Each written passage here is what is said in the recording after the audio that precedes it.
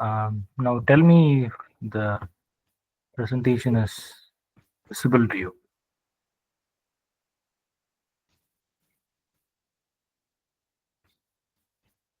Yes, sir, visible. Okay. I'll do it briefly.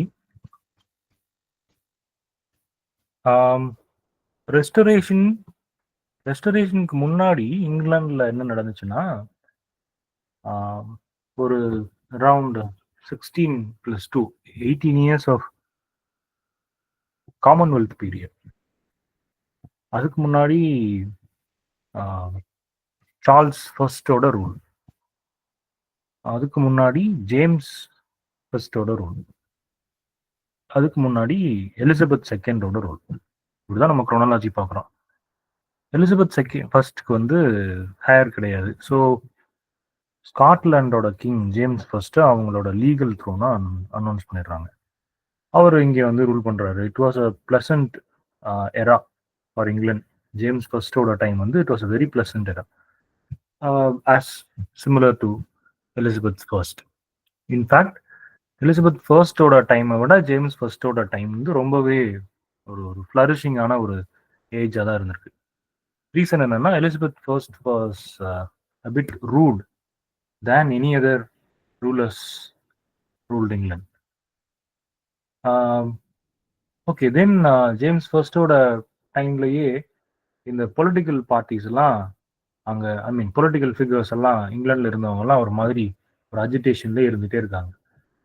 But as James first was already a king of Scotland, he knew the king's craft. ஒரு king எப்படி இருக்கணும், யாரை எங்கே வைக்கணும், யார்கிட்ட என்ன பேசணும், எல்லாம் அவருக்கு தெரிஞ்சிருக்கும். So he was able to manage the people who involved in English politics during his time. Another problem for James First was England was completely under control of Elizabeth First. கிட்டத்தட்ட ஒரு எலிசபெத் ஃபர்ஸ்ட்க்கு முன்னாடி Henry eighth டைம்ல இருந்தே around ஒரு like ஒரு செஞ்சுரிக்கு இங்கிலாந்துல யாராலும் எதுவுமே பண்ண முடியாது. they have no what do you call it as that freedomனா இருந்துச்சு, பட் லிமிட்டட் ஃப்ரீடம். அண்ட் அவங்க செய்யறது பேசுறது எல்லாமே க்ரௌனோட சாட்டிஸ்ஃபேக்ஷனுக்காக தான் செய்ய முடியும். லிட்ரேச்சர்ல இருந்து உங்களுக்கு ஒரு எக்ஸாம்பிள் சொல்லணும்னா, Edmund Spenser. Edmund Spenser was a greatest of all time. Poetry, English போயட்ரின்னு எடுத்துக்கிட்டிங்கன்னா இட்ஸ் ஃபென்டாஸ்டிக். ஸ்பென்சர் மாதிரியான ஒரு ரொமான்ஸ் பேசுகிற போயட்ஸ் வந்து ரொம்ப ரொம்ப அது பயங்கரமான ஒரு போயட். ஸ்பென்சர் மாதிரியான கிரேட்டஸ்ட் போயட்ஸ், ஷேக்ஸ்பியர், மார்லோ மாதிரியான கிரேட்டஸ்ட் பிளே ரைட்ஸ் எல்லாமே in a way they wrote plays, poems to satisfy the crown. அவங்களோட அந்த மெஜஸ்டிக் சென்ஸை அவங்க எந்த டைம்லையும் மீறிடாம எழுதிட்டு இருந்தாங்க, அவங்களோட ஒர்க்ஸ்லாம் வச்சுட்டு இருந்தாங்க. ஸோ அப்படி பார்க்குறோம். And in all ways of life, maritime exploration, defence, farming, the agrarian tendency, lifestyle, church especially, right? Church of England, Anglicanism வந்து இவ்வளோ பெரிய ரிலீஜனாக கொண்டு வந்ததே எலிசபெத் ஃபர்ஸ்ட் தானே. ஸோ இப்படி எல்லாத்துலேயுமே குயினோட இன்டர்ஃபியரன்ஸ் இருந்துகிட்டே இருந்துச்சு. அவங்க ஒரு மாதிரி இங்கிலாண்டை கொண்டு போயிட்டே இருந்தாங்க. ஸோ இவ்வளவு கண்ட்ரோலில் இருந்தவங்க திடீர்னு ஜேம்ஸ் ஃபர்ஸ்ட் மாதிரியான ஒரு லீனியன்ட் கிங் வந்தவொடனே they try to show their expertise and interference in all aspects. அவங்க வந்து அந்த கிங்கோட கண்ட்ரோல்ல இருந்து கொஞ்சம் மீறி போற மாதிரி நிறைய வேலைகள் செஞ்சாங்க. இங்கிலீஷ் பார்லிமெண்ட்ல நிறைய நடந்துச்சு. But as James first was already a king of Scotland and he was good at the king's craft, he was able to manage people. But Charles one வந்து அப்படி கிடையாது. ஜேம்ஸ் ஃபர்ஸ்டோட சன் சார்ல்ஸ் ஒன் வந்து அப்படி கிடையாது. அவர் வந்து கொஞ்சம் இல்லை, கொஞ்சம் ஓவராகவே ஸ்டபர்ன். நீங்கள் ஜேவியரோட சோசியலிஸ்ட் ஆஃப் இங்கிலாந்து புக் எடுத்து படிச்சிங்கன்னா அதில் வந்து சார்ல்ஸ் ஃபர்ஸ்டோட ரெயின் பற்றி பேசிகிட்டு இருக்கும்போது இப்படி தான் கொடுத்துருப்பாங்க. சிவில் வார் அண்ட் இட்ஸ் சிக்னிஃபிகன்ஸ்னு ஒரு சாப்டர் இருக்கும். அதில் வந்து இப்படி தான் கொடுத்துருப்பாங்க. He was rather rigid than bent அப்படின்னு ஏதோ ஒரு ஃப்ரேஸ் கொடுத்துருப்பாங்க. ஸோ அந்த மாதிரி பயங்கரமான ஒரு ஸ்டப்பான king. And he called the parliament for many times. நிறைய டைம் அவர் வந்து பார்லிமெண்ட் கால் பண்ணுவார். கொஞ்சம் ஒரு பார்லிமெண்ட் செட் ஆஃப் பீப்புளை வச்சு பார்லிமெண்ட் நடத்துவார். அவருக்கு தேவையான காசுலாம் வாங்கிட்டு எல்லாம் பண்ணவுடனே பார்லிமெண்ட்டை வந்து டிசால்வ் பண்ணிடுவார். ரொம்ப நிறைய தடவை பண்ணிட்டார். ஸோ ஒரு மாதிரி ஃபைட் வந்துருச்சு, சண்டை வந்துருச்சு, ஒரு மோசமான situation, political turmoil in England followed by the civil war. Civil வாரில் fortunately or unfortunately the commonwealth had won. அப்புறம் அதுக்கு முன்னாடி இவர் ஸ்காட்டிஷ் பீப்புளோட பண்ண ஒரு தேவையில்லாத வேலையினால, ஸ்காட்டிஷ் ரிலீஜியன்ல போய் இவர் பண்ண தேவையில்லாத வேலையினால ஸ்காட்டிஷ் வந்து சார்ல்ஸ் ஃபர்ஸ்ட்டை காட்டி கொடுத்துட்டாங்க. கொண்டு வந்து இவர்கிட்டே கொடுத்துட்டு போயிட்டாங்க. ஆலிவர் கிராம்வெல் அவர்கிட்ட கொடுத்துட்டு போயிட்டாங்க. ஸோ அவர் என்ன பண்ணுறாரு, ஒரு பேருக்கு ஒரு என்கொயரி கமிஷன் மாதிரி வச்சு at one point he was executed. Charles first was executed and the commonwealth period started. Commonwealth period எப்படி ஸ்டார்ட் ஆச்சு?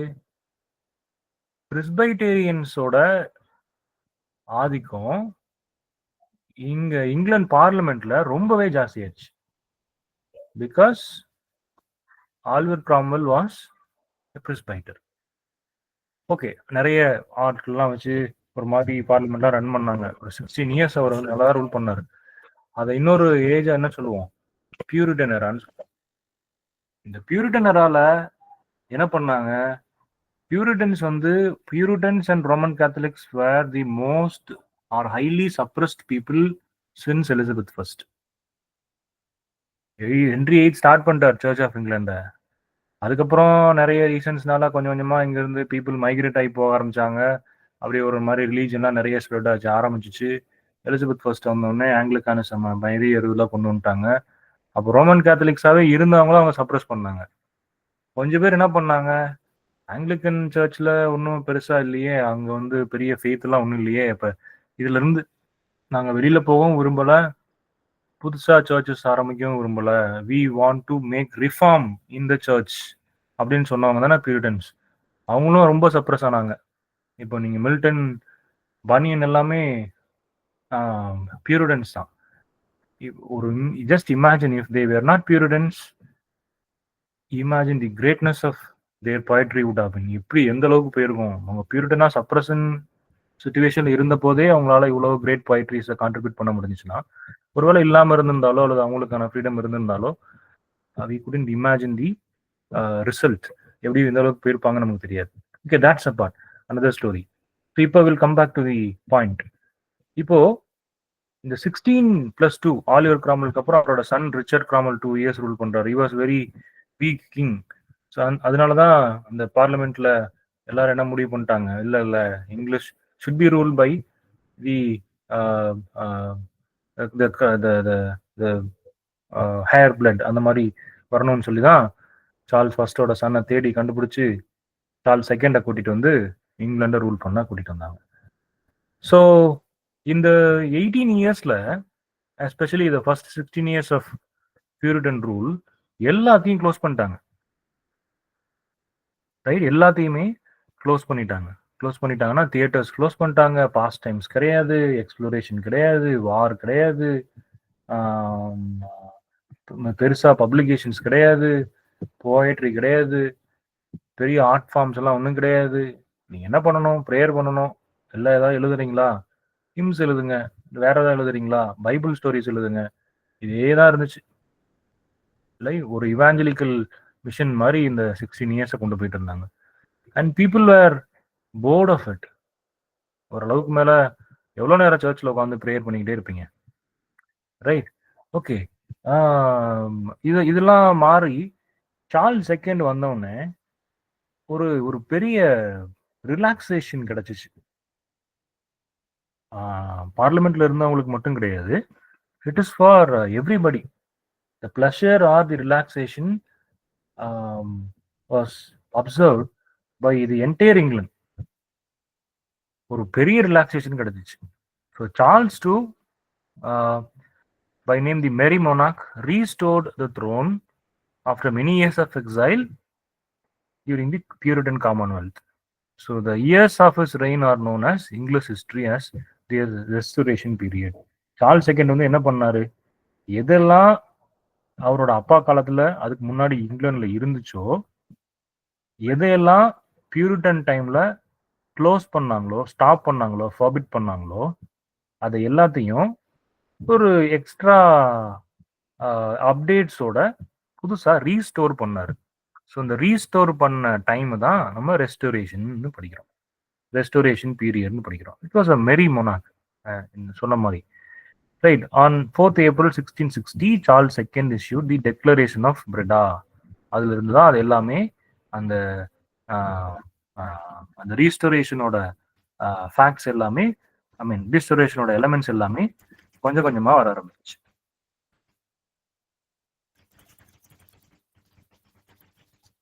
ஸோ தென் அதுக்கப்புறம் எல்லா லிட்ரேச்சர்ல மட்டும் கிடையாது, இந்த ரெஸ்டோரேஷன் அப்படின்றது லிட்ரேச்சர்ல மட்டும் கிடையாது, இங்கிலாந்து ஹிஸ்டரியிலேயே ஒரு பெரிய ஒரு ஒரு ஒரு வெரி ரொம்ப இம்பார்ட்டண்ட்டான ஒரு ஃபேக்டா இருந்துச்சு. இப்போ in fact when we talk about the declaration of Breda 1660ல சார்ல்ஸ் செகண்ட் வந்து அது இஷ்யூ பண்றாரு.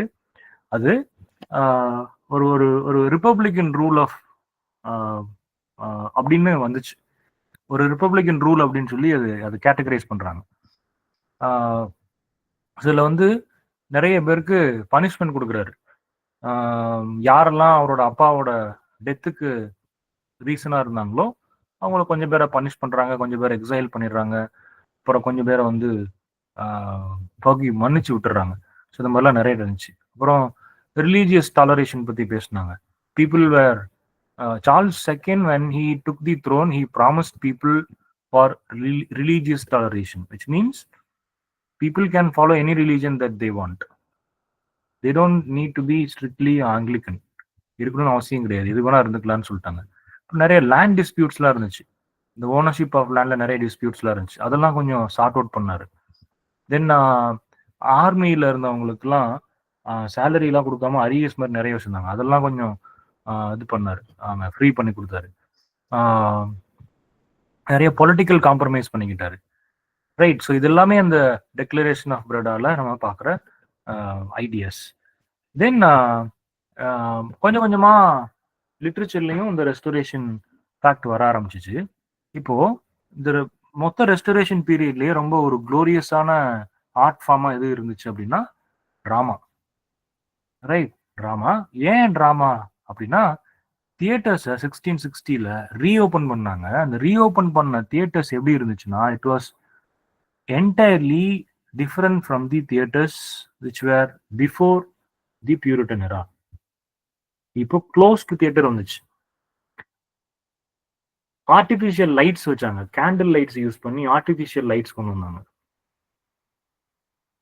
புல் கர்டன், சாரி டிராப் கர்டன் பதிலாக புல் கர்டன் கொண்டு வந்தாங்க. ரெண்டு சைட்ல இருந்து வந்து ஸ்கிரீன் க்ளோஸ் ஆகும், அந்த மாதிரி புல் கர்டன் கொண்டு வந்தாங்க. That was effects. தென் ஸ்டேஜஸோட செட்டிங்ல நிறைய சேஞ்சஸ் இருந்துச்சு. மியூசிக்கல் எலமெண்ட்ஸ் நிறைய ஜாஸ்தி பண்ணாங்க. Instrumental musics were added in play. Background score add பண்ணாங்க. சீட்டிங்ஸ், தென் ஆடியன்ஸோட செட்டப் எல்லாமே சேஞ்சஸ் ஆச்சு. க்ளோஸ் தியேட்டர்ஸ் அப்படின்றதுனால it attracted so many different kinds of and varieties of audience. Play பெர்ஃபார்மன்ஸோட நம்பர்ஸ் ஜாஸ்தி ஆச்சு. தியேட்டர்ஸ் வந்து ரொம்ப பெரிய ஸ்ட்ரக்சரா இல்லாம குட்டி குட்டியா கொண்டு வந்தாங்க, சின்ன சின்ன தியேட்டர்ஸா கொண்டு வந்தாங்க. And that resulted in the increase of performances and increase of plays. நிறைய பிளேயர்ஸ் வர ஆரம்பிச்சாங்க, நிறைய பெர்ஃபார்மன்ஸ் பண்ண ஆரம்பிச்சாங்க. அண்ட் அனதர் திங் இஸ் இந்த பியூரிட்டன் டைம்ல இருந்த சென்சார்ஷிப்லாம் இல்லாததுனால பிளேஸ் எல்லாம் பீப்புளோட ரியல் டைம், ஐ மீன் அந்த கான்டெம்பரரி டைமோட நீட் என்னவா இருந்துச்சோ அதை சாட்டிஸ்ஃபை பண்ற மாதிரி இருந்துச்சு. Mostly vulgar, right, to be frank, mostly vulgar. So இந்த பியூரிட்டன் ஸ்டாண்டர்ட்ஸ் எதுவுமே இல்லாம அதை ரிபல் பண்ணி வர மாதிரி ரெஸ்டோரேஷன் பிளேஸ் எல்லாமே rebelled against the Puritan standards. Puritan ஸ்டாண்டர்ட்ஸே சுத்தமா கிடையாது. ஸோ ஹியூமரை பேஸ் பண்ணி பிளேஸ் எழுதுனாங்க and mostly vulgar plays. Then 1660 theatres were reopen. So அந்த மற்ற டீட்டெயிலெல்லாம் அதில் கொடுத்துருக்கேன். I'll also share this presentation. This will help you for understanding the background of the age as well as the other minor references. Names எல்லாம் கொஞ்சம் கூட இருக்கும். முக்கியமான பிளேயர்ஸோட names எல்லாம் நான் கொடுத்துருக்கேன். தென் ரெஸ்டோரேஷன் தியேட்டர் வந்து இந்த பியூரிட்டன் ரூலில் என்னெல்லாம் சப்ரஷன் இருந்துச்சோ அது அகெயின்ஸ்டாக வந்துச்சுன்னு சொன்னோம் இல்லையா. ஸோ அந்த எண்ட் ஆஃப் பியூரிட்டன் ரூலை செலிப்ரேட் பண்ணுற மாதிரி இருந்துச்சு. ஏன்னா பியூரிட்டன் ரூல்ன்றது ஒரு ஸ்ட்ரிக்ட் மாரல் கோட்ஸோடு இருந்துச்சு. இப்போ அதை தாண்டி அவங்களுக்கு லிபர்ட்டி இருக்கிறதுனால they started celebrating the end of Puritan rule. So immoral ஸ்டாண்டர்ட்ஸோட விச் மீன்ஸ் வல்கர் ஸ்டாண்டர்ட்ஸோட நிறைய பிளேஸ்லாம் வர ஆரம்பிச்சிச்சு. One of the best examples of Puritan plays is the country wife. யார் எழுதுனா country wife? William Wycherley. William Wycherley, which is considered to be the most vulgaric play ever written in English. Okay. இந்த restoration டிராமாவை நம்ம focus பண்ணி பார்த்தோம்னா, so இதான் இந்த ஏஜோட background இப்படி தான் இருந்துச்சு. இது கிட்டத்தட்ட ஒரு 1700 டைம் வரைக்கும் ரெஸ்டோரேஷன் தான் சொல்லுவோம். சார்ல்ஸ் செகண்ட் முடிஞ்சு அதுக்கப்புறம் அந்த குவீனோட ரூல் ஸ்டார்ட் ஆகிற வரைக்கும் ரெஸ்டோரேஷன் ஏஜ் தான் சொல்லுவோம். அது கூட ரெஸ்டோரேஷன் சப்ளிமெண்ட் கூட நம்ம எடுத்துக்கலாம். முக்கியமாக அதில் நம்ம பார்க்க வேண்டியது ரெஸ்டோரேஷன் ட்ராமா. ரெஸ்டோரேஷன் ட்ராமாவில் ட்ராஜடிஸ் நிறைய இருந்துச்சு, plus comedies, mostly comedies and vulgar பிளேஸாக இருந்துச்சு. ஸோ ரெஸ்டோரேஷன் ட்ராஜடியில் நம்ம எப்படி கிளாஸிஃபை பண்ணுவோம்னா ஹீராயிக் ட்ராஜடின்னு சொல்லுவோம். இந்த ஹீராயிக் ட்ராஜடிஸ் எல்லாமே ரைம்டு கப்லெட்ஸில் தான் எழுதுவாங்க. Example I have given. Dryden தான் மோஸ்ட்லி ஹீராயிக் ட்ராஜடியை கொண்டு வந்தது. Tyrannic love, royal martyr and the most famous all for love இதெல்லாமே heroic tragedy, heroic couplet sorry heroic ட்ராஜடின்ற லிஸ்ட்டில் நம்ம பார்க்குறது. காமெடியில் ரொம்ப best suited plays of restoration time were comedy. So இந்த காமெடின்னு பார்த்தோம்னா அதில் வந்து ஜார்ஜ் எத்ரேஜோட ஷீ வுட் இஃப் ஷீ குட்ல ஆரம்பிச்சு தென் ஃபேக்வேரோட ரிக்வரிங் ஆஃபீஸர், ட்வின் ரைவல்ஸ் இதெல்லாமே மோஸ்ட் எஸ்டாப்ளிஷ்ட் காமெடிஸ்ன்னு பார்க்கலாம். இல்லை அஃப்கோர்ஸ் ட்ரைடன் கூட நிறைய கான்ட்ரிபியூட் பண்ணியிருக்காரு. அதான் நம்ம நீங்கள் பார்க்க போகிறோம். வில்லியம் காங்க்ரேவ், வில்லியம் விச்சர்லி இவங்கெல்லாம் முக்கியமான கான்ட்ரிபியூட்டர்ஸ் இந்த காமெடிக்கு. ஓகே, இது நீங்கள் ஒரு இந்த ஏஜோட பேக்ரவுண்டாக வச்சுக்கோங்க. இப்போ will move on to the today's session and I have prepared this session to discuss exclusively Triton. ஏன்னா when I was looking at the previous year question papers, questions asked on Dryden were completely different and we could not expect a particular part from Dryden. இதுல இருந்தா கேட்பாங்கன்னா நம்மளால எதையும் guess பண்ணலாம் முடியாது, அந்த மாதிரி கேட்டிருக்காங்க.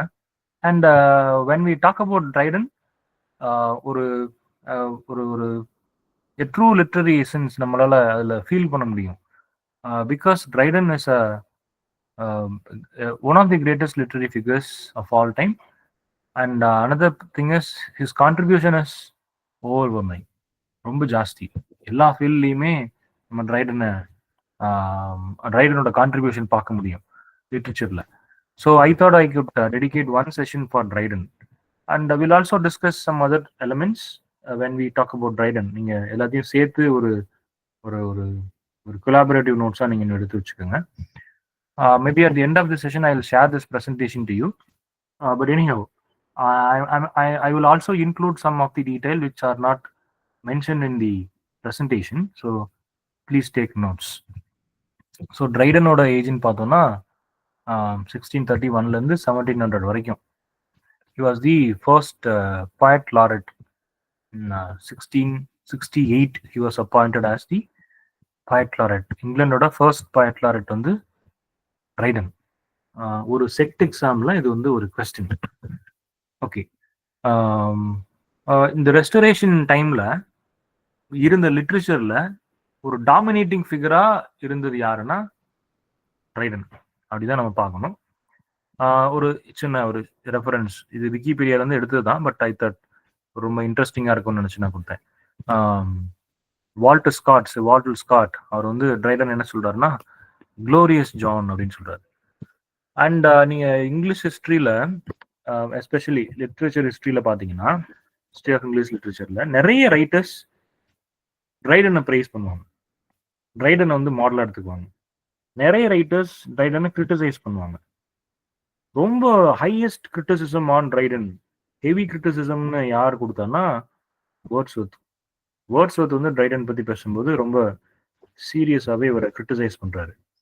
And there are other critics and writers who talk high about Dryden too. So one such writer was Sir Walter Scott. He called Dryden as the Glorious John.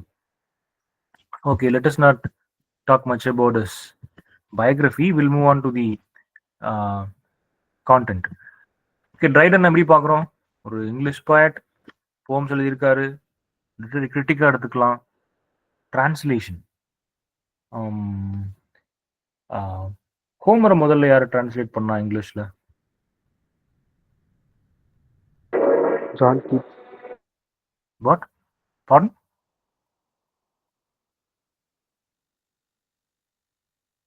Chapman sir. Very good, Chapman. Chapman தான் ஹோமரை வந்து இங்கிலீஷ்க்கு முதல்ல translate பண்ணார். In fact நமக்கு தெரிகிற Homer சாப்மன்ஸ் ஹோமர்னு சொல்லுவாங்க. உண்மையிலே Homer அப்படிதான் எழுதினாரான்னு தெரியாது. ஹோமரோட டிரான்ஸ்லேஷன் நிறைய வெர்ஷன்ஸ் இருக்கு. ஆனா நம்ம படிக்கிற ஹோமர், நமக்கு தெரிஞ்ச ஹோமர் யாருன்னா சாப்மன் நமக்கு இன்ட்ரடியூஸ் பண்ண ஹோமர்னு சொல்லுவார். ஸோ சாப்மனோட contribution on Homer's on understanding Homer அப்படின்னு பார்க்கும்போது சாப்மனோட கான்ட்ரிபியூஷன் எவ்வளவு அதிகமோ அதுக்கு ஈக்குவலண்டான ஒரு ஈக்குவலான கான்ட்ரிபியூஷன் ட்ரைடன் இருந்து வந்தது. ட்ரைடன் வந்து ஒரு very important translator to English. Okay, இப்போ ட்ரைடனோட ஒர்க்ஸில் பார்த்தோம்னா ரொம்ப முக்கியமான ஒர்க்ஸை கொஞ்சம் நான் கொடுத்துருக்கேன். அண்ட் கொஞ்சம் ஃபெமிலியரான ஒர்க்ஸையும் ஐ ஹவ் கிவன் இயர் கொஞ்சம் டிஸ்கஸ் பண்ணுறதுக்காண்டி கொடுத்துருக்கேன். ஃபர்ஸ்ட் நம்ம பார்க்க வேண்டியது இந்த ஆஸ்ட்ரியா ரெடெக்ஸ் அப்படின்ற ஒரு பெனஜெரிக். இந்த பெனஜெரிக்னா என்ன? யாராவது இந்த வேர்டு கேள்விப்பட்டிருக்கீங்களா? பெனஜெரிக் அப்படின்னா ஒரு it could be a written verse or a speech. Right, I repeat, இந்த பெனஜெரிக் அப்படின்றது ஒரு ரிட்டன் வேர்ஸாக இருக்கலாம் அல்லது ஒரு பப்ளிக் ஸ்பீச்சாக இருக்கலாம். இந்த எப்போ இந்த ரிட்டன் ஒர்க்கையோ அல்லது பப்ளிக் ஸ்பீச்சை எப்போ கொடுப்பாங்கன்னா, ஏதாவது ஒரு முக்கியமான இன்சிடென்ட் ஹிஸ்டரியில் நடந்திருக்கும் போது, ஆர் யாராவது ஒருத்தரை ரொம்ப ஹை ப்ரைஸ் பண்ணுவாங்க இல்லையா, ஒரு பர்சனையோ ஒரு திங்கையோ ரொம்ப ஹை ப்ரைஸ் பண்ணுவாங்க இல்லையா, அந்த ஸ்பீச்சுக்கு பேரு, அந்த ரிட்டன் வேர்ஸ்க்கு பேரு பெனஜெரிக். Right, okay. இதுல வந்து ஐரானிக்கலான அல்லது சட்டைரிக்கலாலாம் எதுவும் பேச முடியாது.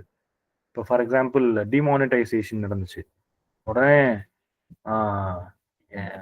இந்தியாவில் உள்ள பிளாக் மணிலாம் அழிஞ்சிச்சு, எல்லாம் சரியா போச்சு அப்படின்னு யாராவது ப்ரைஸ் பண்ணியிருந்தாங்கன்னா அது நம்ம இப்போ என்ன சொல்லுவோம், அது மார்க் பண்ணிட்டாங்க, சரி என்னமா கிண்டல் பண்ற மாதிரி அப்படின்னு சொல்லியிருப்பாங்கல்ல, அந்த மாதிரி இதை எடுத்துக்க முடியாது. It is a true praise delivered, high praise delivered of a person or a thing. It could be a speech or written verse. அதான் பெனஜெரிக்னு சொல்லுவோம். ஸோ இந்த ஆஸ்ட்ரியா ரெடெக்ஸ்ன்றது ஒரு பெனஜெரிக். இது எப்போ இந்த பெனஜெரிக்கை கொடுத்தாரு? 1660 John Dryden wrote this panegyric, Astraea Redux. இதுல என்ன பண்றாருன்னா சார்ல்ஸ் செகண்டோட ரூலை வெல்கம் பண்றாரு. Dryden welcomed the reign of Charles second. அவ்வளோ நாள் வெயிட் பண்ணிட்டு இருந்த மாதிரியும், சார்ல்ஸ் செகண்ட் வந்தவொடனே எல்லாமே சரியா போன மாதிரியும் இவர் வெல்கம் பண்றாரு. ஸோ இதுல வந்து பயங்கரமான ஒரு இமோஷனல் டிஸ்பிளே இருக்கு. இதுல வந்து he also talked about Oliver Cromwell's death. இவர் வந்து ஒரு ஆலிவர் கிராம்வெல்லை கிரிட்டிசைஸ் பண்ணல, அவர் மோசமானவர்னு சொல்லல, but he overshadows Cromwell's death and he talks about the expected greatness of Charles II, right, of being a new king of England. And இந்த கிராம்வெல்லியன் கவர்மெண்ட்னு ஒன்று இருக்கு இல்லையா, கிராம்வெல்லோட government இருக்கு இல்லையா, இந்த கிராமல் கவர்மெண்ட்டை இவர் ரீப்ரசன்ட் பண்ற மாதிரியும், கிராமல் கவர்மெண்ட் வந்து இங்கிலாந்து மக்களுக்கு நிறைய மோசமான விஷயங்களை செஞ்சிட்ட மாதிரியும், அதுக்காக இவர் மன்னிப்பு கேட்கிற மாதிரியும் அந்த ஒர்க்கை கம்போஸ் பண்ணியிருப்பார். ரைட். ஏன்னா ட்ரைடன் வந்து ஒரு நேரத்துக்கு ஏற்ற மாதிரி மாறிக்கிற ஒரு ஆள். Because before Charles second he accepted and he praised Oliver Cromwell's government, Oliver Cromwell's moves. கிராமல் செத்து போயிட்டு சார்ல்ஸ் செகண்ட் வந்தவொடனே என்ன பண்ணிட்டாரு, ஆஸ்ட்ரியா ரெடக்ஸ்ன்னு சொல்லி ஒரு பெனஜரிக்க எழுதி வெல்கம் பண்ணிட்டு கிராமல்ல கிரிட்டிசைஸ் பண்ணாரு. அப்புறம் கொஞ்ச நாள் கழிச்சு என்ன பண்ணியிருக்காரு, ஆங்கிலிக்கன் ரிலீஜனை பிரைஸ் பண்றாரு, ரோமன் கேத்தலிசிசம் கிரிட்டிசைஸ் பண்றாரு. சார்ல்ஸ் செகண்டோட டெத்துக்கு அப்புறம் இவரே ரோமன் கேத்தலிக்கா மாறிட்டாரு. ஸோ இதெல்லாம் பார்த்துட்டு நம்ம ஆள் இருக்காருல சாமுவல் ஜான்சன், டாக்டர் ஜான்சன், அவர் என்ன சொல்றாரு, கிட்டத்தட்ட நீலாம் ஒரு மனுஷனாயா அப்படின்னு கேட்குற மாதிரி அவர் ஒரு ஒரு ஒரு கண்டம்னேஷன் கொடுக்குறாரு. ஃபைனலி அந்த சாமுவல் ஜான்சன் வந்து later when he criticised Dryden, அதில் வந்து எப்படி முடிக்கிறாருன்னா, I think if I'm not wrong this would be the sentence, if he changed with the nation அப்படின்னு சொல்லுவார். If he changed with the nation அப்படின்னு சொல்லுவார். அப்படின்னா என்ன, அவர் மாறினாரு எப்படி மாறினார்னா, அப்படியே நாடு எப்படி மாறிச்சோ அதே மாதிரி இவரும் மாறிக்கிட்டாரு அப்படின்னு சொல்லி சொல்லுவார். ஸோ அந்த மாதிரி ட்ரைடன் வந்து அப்படி ஒரு ஒரு kind of figure. Okay, will come back to Astraea Redux. So இந்த ஆஸ்ட்ரியாரிடெக்ஸ் வந்து ஒரு ஒரு பயங்கரமான ஒரு இன்ஃப்ளூயன்ஸலான ஒரு பெனஜரிக்கா அந்த டைம்ல இருந்துச்சு. இவரோட பொலிட்டிக்கல் ஸ்டெபிலிட்டிலாம் அதில் காமிச்சாரு. இதில் வந்து நிறைய ஹிஸ்டாரிக்கல் ரெக்கார்ட்ஸை பற்றி, ஹிஸ்டாரிக்கல் இன்சிடென்ட்ஸ் எல்லாம் கொஞ்சம் கொஞ்சமாக அங்கே மென்ஷன் பண்ணியிருப்பார். when he talked about the Cromwellian government, அதோடைய இஃபெக்ட்ஸ் எல்லாம் எப்படிலாம் இங்கே இருந்துச்சு அப்படிலாம் கூட அதில் பேசிக்கிட்டே இருந்திருக்காரு. ஸோ இதுதான் அவரோட first major literary work, Astraea Redux. Right. அப்புறம் இது போக வேற 2 பெனஜரிக் கூட எழுதியிருக்காரு. and I have given the names of the other 2 panegyric. His Sacred Majesty, which was a panegyric on his coronation, and My Lord Chancellor 1662லயே 2 பெனஜரிக், வேற 2 பெனஜரிக் கூட எழுதியிருக்காரு. அந்த ரெண்டுமே வந்து எதை மாடலா வச்சு ஒரு இன்னொரு ஐடியாஸ் எல்லாம் மாடலா வச்சு எழுதினாருலாம் அப்படின்னா அதுல ஒரு சோர்ஸ் இருக்கு. அது ரெண்டுமே இவரோட பேட்டர்னைசிங், ரைட், இவரோட தி அரிஸ்டோக்ராட்டிக் ஐடியாஸ் அதெல்லாம் அங்க சொல்ற மாதிரிலாம் இருந்துச்சு. ஸோ இதெல்லாம் இதுக்கப்புறம் தான் 1662ல இவர் ராயல் சொசைட்டியில் மெம்பர்ஷிப் கொடுக்குறாங்க. And then he became the first poet laureate of England. So இப்படிதான் ட்ரைடனோட லிட்ரரி கரியர் வந்து போகுது. தென் the next work that we should talk about is The Wild Gallant. 1663ல வந்த அவரோட first play, which was a pure restoration comedy written by John Dryden in the year 16. Yes. Okay.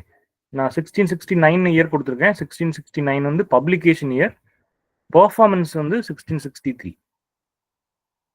Okay, Kings company தான் அதை perform பண்ணுறாங்க. இதில் வந்து ஒரு prologue இருக்கும். இந்த பிளேயோட ஓப்பனிங்கில் ஒரு ப்ரொலாக் இருக்கும். அந்த ப்ரொலாகில் வந்து ஒரு பேர் ஆஃப் அஸ்ட்ராலஜர்ஸ் வருவாங்க. அவங்க வந்து இந்த பிளேயோட ஃபார்ச்சூனை ஹாரோஸ்கோப் பண்ணுறாங்க. Hope I made you clear. இந்த பிளேயோட பிகினிங்கில் ஒரு ப்ரொலாக் இருக்குது. அந்த ப்ரொலாகில் ஒரு பேர் ஆஃப் அஸ்ட்ராலஜர்ஸ் வருவாங்க, வந்து இந்த பிளேவோட ஃபியூச்சரை பற்றி சொல்லுவாங்க, ஃபார்ச்சூன்ஸ் பற்றி பேசுவாங்க.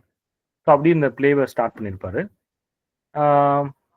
ஒரு இது இவரே ட்ரைடனே அதை பற்றி பேசும்போது ஒரு ட்ராமாட்டிக் போயட்ரின்னு சொல்கிறாரு.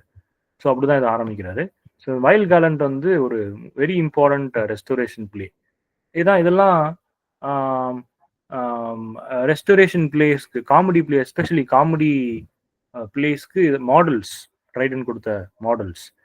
ஸோ இதுக்கான கண்டென்ட் எங்க இருந்து எடுத்திருக்காரு? Most of the Dryden plays, நீங்க ட்ரைடனோட பிளேன் லிஸ்ட் எடுத்து பாத்தீங்கன்னா நிறைய பிளேஸ் வந்து வேற யாரோட பிளேஸோட ஒர்க்ஸோட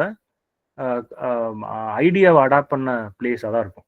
ஸோ இந்த பிளேவும் தி வயல் காலண்டும் எங்கேருந்து அடாப்ட் பண்ணாரு, பாரோ பண்ணாரு அப்படின்னா பென் ஜான்சனோட every man out of his ஹியூமர்னு ஒரு ஒர்க் இருக்கு. 1599 Ben Jonson every man out of his humour அப்படின்னு சொல்லி ஒரு ஒர்க் கொடுத்துருப்பாரு, ஒரு பிளே. அந்த பிளேயோட பிளே கண்டென்ட் அடாப்டேஷன் தான் பாரோ பண்ணி தான் ட்ரைடன் இந்த ஒர்க் எடுத்திருக்காரு. ரைட். ஸோ இவரே வந்து ரைடன் லேட்டர் அவரோட இன்னொரு ஒர்க்கோட ப்ரிஃபேஸ்ல இந்த வயல்ட் கார்டன் பத்தி பேசும்போது he admitted that this play was not originally his own. He has adapted the content அப்படின்னு சொல்லி டிஸ்கஸ் பண்ணியிருக்காரு. Okay, let us not talk much about the play. ஏன்னா அது உங்களுக்கு தெரிய வேண்டிய not necessary. If you really need it you can check the summary of the play wild gallant. So அது இது என்ன போதும்னு நினைக்கிறேன். அந்த வயல்ட் காலண்ட் ஒரு ரெஸ்டரேஷன் காமெடியில் ஒரு முக்கியமான பிளே. தென் மேரேஜ் ஆலமோட். இந்த மேரேஜ் ஆலமோட் வந்து another very important restoration comedy. 1673 first perform பண்ணாங்க. இது வந்து 3 ஸ்டைல் காம்பினேஷன்ல இதை ஒர்க் பண்ணியிருப்பாரு. It was combination of prose, blank verse and heroic couplets. I repeat, Dryden composed this play with a combination of 3 elements: prose, blank verse and heroic couplets. Drydenோட best comedic endeavour அப்படின்னு எடுத்தீங்கன்னா இது marriage ஆலமோட் அந்த play வந்து முன்னாடி வந்து நிற்கும். Right. Very beautifully return comic scenes. இது ஒரு லாங் பிளே, ரொம்ப பெரிய பிளே இது. So this is one another important play. இதுவும் எங்கேருந்து கான்டென்ட் பாரோ பண்ணியிருக்காருன்னு பார்த்தோம்னா ஜான் ஃப்ளெச்சர்ன்னு சொல்லி ஒரு பிளே ரைட். யாராவது ஜான் ஃப்ளெச்சரோட வேற ஏதாவது ரெஃபரன்ஸ் சொல்ல முடியுமா? ஜான் ஃப்ளெச்சர் யாரு? Tragic comedy. Very good. வேற? He completed Henry the Eighth. Good, very good. Completed Henry Eighth and All for Love. All for Love. அதுவும் அவர் தான் கம்ப்ளீட் பண்ணாரா? ஓ, இப்போ ஷேக்ஸ்பியரோட ஒர்க்ஸ் எல்லாம் பிளேஸ் எல்லாம் எப்போ பப்ளிஷ் ஆச்சு? 1623. ஓகே, நம்ம எப்படி எடுத்துக்கலாம்? After the death of Shakespeare, right? எல்லாமே போஸ்ட்மஸ் பப்ளிகேஷன் தானே. Shakespeare never published any of his works. இந்த ஷேக்ஸ்பியரோட ஒர்க்ஸ்ல 5 ஆக்ட்ஸ் அப்படின்னு தான் ஒரு பிளேஸ் எல்லாம் கொடுத்துருந்தாரா ஷேக்ஸ்பியர்? யார் இந்த 5 யூனிட்ஸ்ன்னு சொல்லி பிரிச்சது? சாரி, யூனிட்ஸ்ன்னு சொல்லல, 5 ஆக்ட்ஸ்ன்னு பிரிச்சது. இந்த சீன் இந்த பிளே இந்த ஆக்ட்ல இருக்கு, இந்த சீன் இந்த ஆக்ட்ல இருக்கு அப்படின்னு. Most of the Shakespearean plays are climaxed. Shakespearean climax in terms of publication, புக்கா பப்ளிஷ் ஆகி வரும்போது அந்த பிளேக்கான கிளைமேக்ஸ் எல்லாம் கம்போஸ் பண்ணது ஜான் ஃப்ளெச்சர் தான். நீங்க Routledge history of English literature படிச்சீங்கன்னா அதுல ஒரு ஸ்டேட்மெண்ட்டே இருக்கும். இப்போ வர புது எடிஷன்ல வரதில்ல, பழைய புக் எங்கேயா கிடைச்சிச்சுன்னா லைப்ரரியில் எங்கேயா இருக்கும், போய் இப்போ அடுத்து பாருங்க. அதுல ஷேக்ஸ்பியர் பத்தி பேசும்போது அவங்க அதில் டிஸ்கஸ் சொல்லியிருப்பாங்க. நிறைய plays of Shakespeare are completed by John Fletcher. ஒரு பெரிய லிட்ரரி எமினன்ஸ் அவர். அவரோட ஜான் ஃப்ளெச்சரோட பெகர்ஸ் புஷ் அப்படின்ற ஒர்க்ல இருந்தும் இந்த மேரேஜ் ஆலமோட் அதோட சப்ளாட்ஸை அகெயின் ஜான் ஃப்ளெச்சரோட rule a wife and have a வைஃப்ன்ற பிளேல இருந்தும் எடுத்திருக்காரு. இதுதான் இவரோட இந்த மேரேஜ் ஆலமோடோட okay like history. Then the most important one, all for love. All for love, as you all know, all for love 1678 வந்த ஒரு ஒர்க். Heroic drama by Dryden. Most performed play England பார்த்தீங்கன்னா ஆல் ஃபுல் லவ் ட்ரைடனோட. இதை வந்து Earl of டான்பீன் அப்படி டான்பிக்கு dedicate பண்றாரு இந்த work. Earl of Danby, DANBY, Earl of டான்பிக்கு டெடிகேட் பண்றாரு. இது வந்து ஒரு ட்ராஜடி, பிளாங்க் வேர்ஸ்ல எழுதப்பட்ட ஒரு ட்ராஜடி. இது எதுக்காக இந்த ஆல் ஃபுல் லவ் அவர் ட்ரை பண்ணாருன்னா, ஒரு சீரியஸ் டிராமாவை இந்த ஆடியன்ஸ்க்கு இன்ட்ரடியூஸ் பண்ணணும் அப்படின்றதுக்காக இந்த டிராமாவை கொடுத்தாரு. ஏன்னா நான் முன்னாடியே சொன்ன மாதிரி, இன்ட்ரோடக்ஷன்ல சொன்ன மாதிரி, ரெஸ்டோரேஷன் டைம் அப்படின்னாலே வல்கர் காமெடி அப்படின்னு ஒரு சீன் கிரியேட் ஆகிட்டாங்க. இப்போ சீரியஸ் டிராமாவுக்கெல்லாம் யாரும் மதிப்பு கொடுக்க மாட்டாங்க. So Triton thought it is his responsibility to reinvigorate the serious drama and introduce the serious drama to the restoration audience. So அதனால ட்ரை பண்ண ஒரு ஒர்க் தான் அது. So as you all know, இது வந்து ஒரு acknowledged imitation of Shakespeare's Antony and Cleopatra. Antony and கிளியோபாட்ராவோட imitation தான் ஆல் ஃபுல் லவ். இதோட சப்டைட்டில் ஆர் இன்னொரு டைட்டில் என்ன கொடுத்துருக்கேன்ல? Lost. The world well lost. World well lost. Heroic drama. அந்த ஹீரோ ஹீரோயினோட லாஸ்ட் ஹவர்ஸ் ஆஃப் லைஃப்ஸ், அதுதான் இந்த ஆல் ஃபுல் லவ்ல மோஸ்டா டிஸ்கஸ் பண்றது. ஸோ இது உங்களுக்கு பேக்ரவுண்ட்லாம் உங்களுக்கு தெரியும்னு நினைக்கிறேன். நிறைய இதை பத்தி நிறைய படிச்சிருப்போம், right? I'm just skipping this. Then all full லவ்க்கு அப்புறம் நம்ம ரொம்ப முக்கியமாக பார்க்க வேண்டியது ஆனஸ் மிரபிலிஸ். ஆனஸ் மிரபிலிஸ் ஒரு ஹிஸ்டாரிக்கல் போம், 1667 பப்ளிஷ் ஆன ஒரு ஹிஸ்டாரிக்கல் போம். இதுல 2 இயர்ஸை வந்து இவர் கமமரேட் பண்றாரு, 1665, 1667. It is very easy to remember. ஏன்னா பப்ளிகேஷன் இயர் 1667, அதுக்கு முன்னாடி உள்ள 2 இயர்ஸை இவர் கமமரேட் பண்றாரு. இன்னும் இது 1667 எப்படி ஞாபகம் வச்சுக்கிறதுனா இன்னும் உங்களுக்கு ரொம்ப ஈஸி. ஏன்னா அந்த இயர்ல ரொம்ப முக்கியமான ஒரு இன்சிடென்ட் நடந்துச்சு, கிரேட் ஃபயர் ஆஃப் லண்டன் 1667. நீங்க இங்கிலாந்து ஹிஸ்டரியில பாத்தீங்கன்னா வேர்ல்டு ஹிஸ்டரியிலேயே உலகத்திலேயே முதல்ல ஒரு ஒரு ஒரு சிட்டி எரிஞ்சு போனதை செலிப்ரேட் பண்ணது இங்கிலாந்து தான் 1667. காரணம் என்னன்னா, கிரேட் ஃபயர் ஆஃப் லண்டன்னா பிளேகை கண்ட்ரோல் பண்ணுச்சு. 1665 வந்த பிளேகை கண்ட்ரோல் பண்ணது 1666 ஏற்பட்ட கிரேட் ஃபயர் ஆஃப் லண்டன். கிட்டத்தட்ட half of the population in London devastated.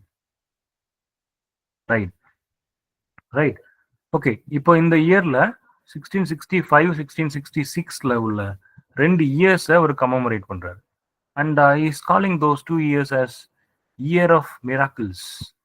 நான் கொடுக்கலன்னு நினைக்கிறேன், நீங்க நோட் பண்ணிக்கோங்க. 1665, 16 கொடுத்துருக்கேன்ல, 1665, 1666 என்ன சொல்றாருன்னா இயர் ஆஃப் மிராக்கிள்ஸ் அப்படின்னு சொல்றாரு. இந்த 2 இன்சிடென்ட் நமக்கு தெரிஞ்ச அந்த பிளேக் அண்ட் பிளாக் டெத்னு சொல்லுவாங்கல்ல, அது அப்புறம் கிரேட் ஃபயர் ஆஃப் லண்டன், அதை மட்டும் அவர் பேசல.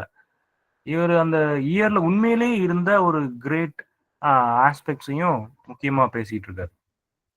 இப்போ இந்த போம் எப்போ எழுதினாருன்னு பாத்தீங்கன்னா, அதோட பப்ளிகேஷன்ல பார்க்கும்போது லண்டன்ல பிளேக் பயங்கரமா வைட் ஸ்ப்ரெட்டா இருந்தப்போ, பேண்டமிக்கா இருந்தப்போ, இவர் வந்து அங்கிருந்து போய் வேற இடத்துல செட்டில் ஆகியிருப்பாங்க இல்லையா, எஸ்கேப் ஆகி போயிருப்பாங்க இல்லையா, அப்படி ஒரு இருந்த டைம்ல தான் இந்த ஒர்க்கை அவர் எழுதுறாரு.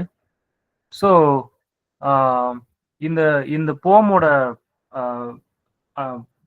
பப்ளிகேஷன்ல பாத்தீங்கன்னா, இந்த ஆனஸ் மிரபிலிஸ் அப்படின்றது கேபிட்டலைசேஷன் இருக்காது எதுலையுமே, எல்லாமே ஸ்மால் லெட்டர்ஸாக தான் இருக்கும். ஏன்னா அதோட ஆரிஜின் பார்த்தீங்கன்னா லாட்டின் ஆரிஜின், நேம் டைட்டிலோட ஆரிஜின் வந்து லாட்டின் ஆரிஜின், ஆனஸ் மிரபிலிஸ் அப்படின்றது. ஸோ அதோட மீனிங்கே லாட்டின்ல இருந்து வர்றது தான், நோட்டபிள் ஈவெண்ட்ஸ் அப்படின்னு சொல்ற மாதிரி. ஓகே, அதெல்லாம் விக்கிபீடியாலேயே இந்த இன்ஃபர்மேஷன்லாம் இருக்கு. Will just move on to the next one. So first event 1665 இவர் செலிப்ரேட் பண்ற ஃபர்ஸ்ட் ஈவெண்ட் என்னன்னா battle of Lowestoft. Battle of Lowestoft. நான் அதை உங்களுக்கு சாட் பாக்ஸ்ல டைப் பண்றேன். நீங்கள் நோட் பண்ணிக்கிங்க. Battle of Lowestoft which was fought by English and Dutch. இங்கிலாந்துக்கும் டச்சுக்கும் நடந்த ஒரு சின்ன வார் தான் இந்த பேட்டில் ஆஃப் லோவஸ்டாஃப்ட் அப்படின்னு சொல்கிறோம். இதை அவர் பேசுகிறாரு, டிஸ்கஸ் பண்ணுறாரு. 1665 நடந்த ஒரு வார். இது வந்து ஒரு ஒரு மேரிடைம், ஒரு ஒரு எக்ஸ்ப்ளோரேஷன், நாட் எக்ஸ்ப்ளோரேஷன், ஒரு நேவல் வார், கடலில் நடந்த சண்டை. தென் ரெண்டாவது இன்சிடென்ட் வந்து 1666 நடந்த ஒரு பேட்டில், 4 days பேட்டில் அப்படின்னு வந்து நோட் பண்ணிக்கிங்க. அது ஒரு நேவல் வார் தான், 4 days பேட்டில் அப்படின்றது. இது second Anglo Dutch war. First Anglo Dutch war தான் பேட்டில் ஆஃப் லோவஸ்டாஃப்ட். அது first Anglo Dutch war which was won by England. Second Anglo Dutch war வந்து 4 days பேட்டில்னு சொல்றது. இது ஒரு மந்த்ல, ஏதோ ஒரு மந்த்ல 4 நாள் மட்டும் சண்டை போடுவாங்க. 4 days பேட்டில்னு 1666 நடந்தது. அதை இவர் செலிப்ரேட் பண்றாரு. தென் ஃபைனலா அதே இயர்ல 1666லயே செயின்ட் ஜேம்ஸ் டே பேட்டில்னு ஒரு இன்சிடென்ட் நடந்துச்சு. செயின்ட் ஜேம்ஸ் டே பேட்டில் அப்படின்னு ஒரு இன்சிடென்ட் நடந்துச்சு. So were during the second Anglo Dutch war, final day, 4th day இல்லை, கொஞ்ச நாள் கழிச்சு final day of the war, second Anglo Dutch வார்ல final day of the war, அதில் இங்கிலீஷ் ஃப்ளீட்டு வின் பண்ணிடுறாங்க. ஸோ அதை செலிப்ரேட் பண்ற மாதிரி ஒரு இன்சிடென்ட், மீன் லைக் ஒரு ஒரு ஹேப்பனிங். இந்த 3 வாரையும் அவர் ரிமெம்பர் பண்றாரு.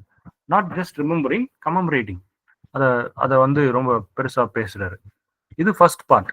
So first part of this poem Annus மிரபிலிஸ்ல 3 வார் பத்தி பேசுறாரு. Battle of Lowestoft, first Anglo Dutch war 1665 நடந்தது, ஒரு naval engagement. Second part is first பார்ட்ல ரெண்டாவது வார் வந்து 4 days பேட்டில் 1666 நடந்தது. Then final day of the war, Saint James day battle அப்படின்றது. இது 3ஐயும் ஃபர்ஸ்ட் பார்ட்ல கமெமரேட் பண்றாரு. செகண்ட் பார்ட்ல the great fire of London 1666 September month வருது, கிரேட் ஃபயர் ஆஃப் லண்டன். அது என்ன பண்ணுச்சு? The fire of London stopped the spread of plague. அதுதான் ஒரு மிரக்கிள் ஆஃப் தி ஃபயர்னு சொல்றாரு. The miracle of the fire saved London.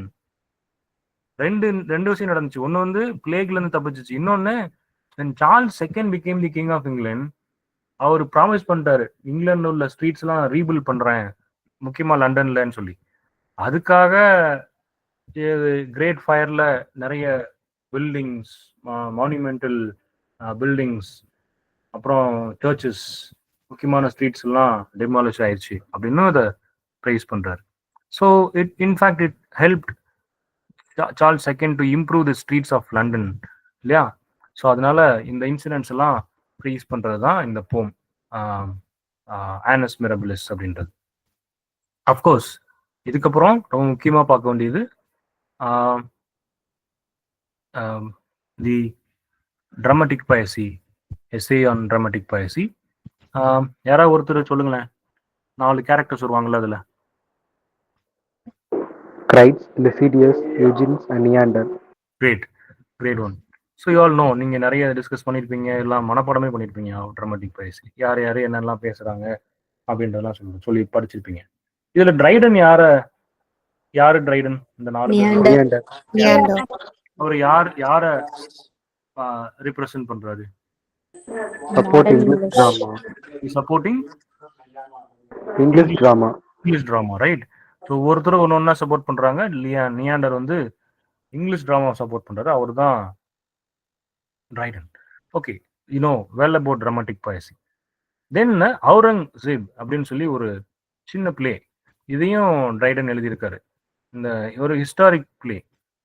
நீங்க யாருன்னு நினைக்கிறீங்களோ அவர் தான் Aurangzeb. Indian emperor, Mughal emperor இருக்கார் இல்லையா, அவரை பத்தின ஒரு play. It is not exactly about the rule of Aurangzeb, but he talks about the condition of the, அப்போ இந்தியாலாம் இல்லை, நேம்லாம் கிடையாது இல்லையா, இந்த continent, Indian continent. So rule by the Mughal. So இதை பத்தி பேசுறாரு. Year he just not only talking about Aurangzeb, he also includes his brother Murad, right? Then his father Shah Jahan, அவங்கள பத்திலாம் பேசுறாரு. ரைம்டு வேர்ஸ்ல எழுதின ஒரு ஒர்க். இது ஒரு best tragic work. The best tragic work. Indira பார்த்தசாரதியோட அவுரங்கசீப் பிளே படிச்சிருப்பீங்க, இந்தியன் பிளே. ரைட், ஒரு Tamil play translated to English and performed in many places in India. Till now it is been into performances. So அது எப்படி ஒரு பயங்கரமான ஒரு ட்ராஜிக் எலமெண்ட்டாக சொல்ல முடியுதோ, அது மாதிரி அவுரங்கசீப் பை ட்ரைடனும் ஒரு முக்கியமான பெஸ்ட் ட்ராஜிக் ஒர்க்ஸ்ன்னு பார்க்க முடியும். நிறைய மாடர்ன் அடாப்டேஷன்ஸ் கூட இருக்குது இதுக்கு, but it was one of the important works. Then இந்த அவுரங்கசீப் அப்படின்ற பிளேயில் 1675 வந்த பிளேயில் அதில் ஒரு ப்ரொலாக் சொல்லியிருக்காரு. அந்த ப்ரொலாக்ல சீரியஸ் ட்ராமா இந்த சென்ஸ் ட்ராஜடி, வேர் அந்த சீரியஸ் ட்ராமாவில் ரைம் யூஸ் பண்ணுறாங்க இல்லையா, அதை டினவுன்ஸ் பண்ணி ஒரு ஒரு ஒரு ஃபேக்ட்ஸ், சில ஃபேக்ட்ஸை வந்து மென்ஷன் பண்ணியிருப்பாரு. சீரியஸ் ட்ராமாவில் the use of rhyme in serious drama அதை டினவுன்ஸ் பண்ணி பேசியிருப்பாரு ப்ரொலாக்ல. ஸோ அதுதான் அந்த இதில் ரொம்ப முக்கியம். அவுரங்கசீப்ல அவர் என்ன பேசினாரு, யாரை பற்றி பேசினாருன்றது நேம்லேயே நமக்கு தெரிஞ்சிடும், தட்ஸ் ஓகே. பட் அதில் என்ன ரொம்ப முக்கியமான எலமெண்ட்னா, சீரியஸ் ட்ராமா, ஹீராயிக் பிளேஸ் மாதிரி உள்ள சீரியஸ் ட்ராமாஸ்ல யூஸ் ஆஃப் ரைமை டினவுன்ஸ் பண்ணி பேசியிருப்பாரு. தென் another most important work of Dryden was the essay upon satire. 1711 essay upon satire. The essay upon satire again எப்படி essay of dramatic poesyல 4 கேரக்டர்ஸ்ல வச்சு அந்த 4 ஒர்க்ஸ் அதை பேசுறாரு இல்லையா, அந்த ரொம்ப டீட்டெயிலாக பேசுறாரு இல்லையா, அதை டிஃபெண்ட் பண்றாரு இல்லையா, அது மாதிரி இங்கேயும் இந்த essay upon dramatic, what is that, essay upon satire-லையும் he talks about the what is that, just a minute, he talks about the nature and purpose of satire. அந்த சட்டையரோட டிஃப்ரெண்ட் ஃபார்ம்ஸ் என்னெல்லாம் இருக்கு, சட்டையில் என்னெல்லாம் டெக்னிக்ஸ் எல்லாம் இருக்கு, அதெல்லாம் பத்தி பேசுறாரு. ஸோ இங்க 2 டைப்பா பிரிச்சுக்கிறாரு. ஒன்று வந்து ஹொரேஷியன் சட்டையர் அப்படின்னு ஒரு டிஸ்கஷன் இருக்கு. தென் ஜுவனாலியன் சட்டையர் அப்படின்னு இன்னொரு டிஸ்கஷன் இருக்கு. இந்த ஹொரேஷியன் சட்டையர் எப்படிப்பட்டதா இருக்கும்னு ட்ரைடன் சொல்றாருன்னா, ரொம்ப ஜென்டிலா விட்டி ஃபில்டா இருக்குமா. அதுல வந்து ஹியூமரை மெயின் எலமெண்டா வச்சிருப்பாங்க. தென் வைஸ் மீன் ஆக்ஷன்ஸ் இருக்கு இல்லையா, அதை கரெக்ஷன் பண்ற மாதிரியான எலமெண்ட்ஸ் இருக்கும் ஹொரேஷியன் சட்டையர்ல. ஜுவனலியன் சட்டையர்ல பாத்தீங்கன்னா அது ரொம்ப ஹார்ஷா இருக்கும், இண்டிக்னண்டா ஹார்ஷா இருக்கும், மாரல் அவுட்ரேஜஸ் நிறைய இருக்கும். இந்த வைஸ் அல்லது மீன் ஆக்ஷன்ஸை பனிஷ் பண்ற மாதிரியான எலமெண்டா இருக்கும். இப்படி 2ஆ பிரிச்சு சொல்றாரு. இது கிளாசிக்கல் லிட்ரேச்சர்ல ஹொரேஸையும் ஜுவனல் 2 பேர், ரெண்டு டிஃப்ரெண்ட் எக்ஸ்ட்ரீம் ரைட்டர்ஸையும் எடுத்து எக்ஸாம்பிள்ஸா கொடுக்குறாரு. ஸோ இது பெரிய ஒரு very really significant contribution by Dryden essay upon satire-ல. இதுல வந்து இந்த essay upon satire-ல இது பண்ணலாம் டிஸ்கஸ் பண்ணிட்டு இருக்கும்போது 2-3 பேரை அவர் வந்து பயங்கரமா ரொம்ப சீரியஸா கிரிட்டிசைஸ் பண்றாரு, அட்டாக் பண்றாரு. ஒன்னு வந்து சார்ல்ஸ் II, 2வது அவரோட மிஸ்ட்ரஸ், சார்ல்ஸ் II-ஓட மிஸ்ட்ரஸ். அப்புறம் ரொம்ப முக்கியமா ஒரு சட்டைரைஸ் பண்றது, அட்டாக் பண்ணது ஏர்ல் ஆஃப் ரோச்செஸ்டர். ஏன்னா அவர் வந்து ஒரு பெரிய விமனைசரா இருந்திருக்காரு, அதனால ரொம்ப நொட்டோரியஸ் விமனைசரா இருந்திருக்காரு, அதனால அவரையும் ஒரு சட்டைரைஸ் பண்றாரு. லேட்டர் இதுக்காக இவர் வீட்டுக்கு போகும்போது இவர் ஆள் வச்சுலாம் அடிச்சிருக்காங்க, அந்த மாதிரிலாம் நிறைய ஹிஸ்ட்ரிலாம் இருக்கு, ரொம்ப நியூமரஸா இருக்கும். நீங்க what is that, I forgot the name of the version, History of English Literature, அந்த புக்லயே ரொம்ப டீட்டெயிலா கொடுத்துருப்பாங்க. ஓகே, இதுக்கப்புறம் ட்ரைடனோட இதுன்னு பார்க்கணும்னா மேக் ஃபிளாக்னோ ஒரு ரொம்ப சீரியஸான ஒரு ஒர்க், ஒரு மாக் ஹீரோயிக் சட்டையர். இதுக்கு இன்னொரு டைட்டிலும் இருக்கு, சட்டையர் அப்பான் தி ட்ரூ ப்ளூ ப்ராட்டஸ்டன்ட் அப்படின்னு சொல்லியிருப்பாரு. இங்க இந்த ஒர்க் எழுதுனதுக்கு முக்கியமான காரணமே இவரோட கான்டெம்பரரி போயட் ஒருத்தர் இருந்தார், அவர் பேர் வந்து தாமஸ் ஷாட்வெல்னு சொல்லி ஒரு போயட். நாங்க சைட்ல கொடுத்துருக்கேன், நோட் பண்ணிக்கோங்க. தாமஸ் ஷாட்வெல் அவரை ரொம்ப டிரெக்டா அட்டாக் பண்றாரு. அதுக்காக தான் அவர் அட்டாக் பண்றதுக்காக தான் இந்த போமே எழுதுறாரு. ஒரு மார்க்ஸ் ஹீரோயிக் சட்டையரா எழுதுறாரு. Okay, Mac Flecknoe. இது வந்து ஒரு verse mark heroic satire, right? Maybe அது இதுக்கப்புறம் I think it is time. Maybe we can make a break here. அடுத்த கிளாஸ்ல will continue Absalom and Achitophel இருந்து will continue. And I have another set of numerous incidents or facts to share. Dryden பற்றி பேசுறதுக்கு இன்னும் நிறைய இருக்கு. Will continue this in next class. You have any doubts, clarifications, or any extra additional points you would like to add? Ilada solnona you can share.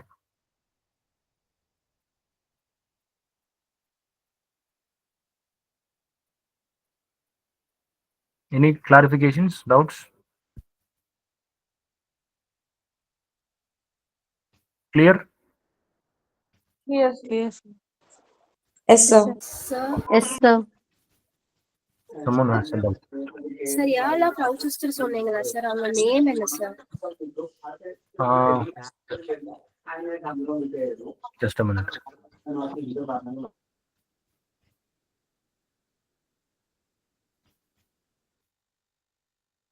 அவர் பேர் வந்து John Wilmot. Okay sir, thank you. Okay okay. நீங்க அவ்வளவு ரொம்ப க்ளோஸாலாம் படிக்க வேண்டாம். அதெல்லாம் உங்களுக்கு தேவையில்லாத ஆக்குபெண்ட்டாக தான் இருக்கும். But anyhow it's a good doubt. Note பண்ணிக்கோங்க. ஒரு அது எங்கேயாவது பார்த்த மாதிரி இருக்கிற மாதிரி நோட் பண்ணிட்டா போதும். அதான் நீங்கள் ரொம்ப சீரியஸாக பார்த்துட்டு இருக்காங்க. ஐ நோட்டட், நான் எழுதி நோட் பண்ணி வச்சுருந்தேன். But I don't consider that to include it. Good. But ரொம்ப க்ளோஸாக பார்த்துருக்கீங்க. Very good. Any other clarifications, doubts? So if it is clear will wind up. நம்ம அடுத்த கிளாஸில் ஆப்சிலோம் அண்ட் அச்சிடோப்பிள் வந்து கண்டினியூ பண்ணுவோம். Thank you. Thank you, sir. Thank you, sir. Thank you.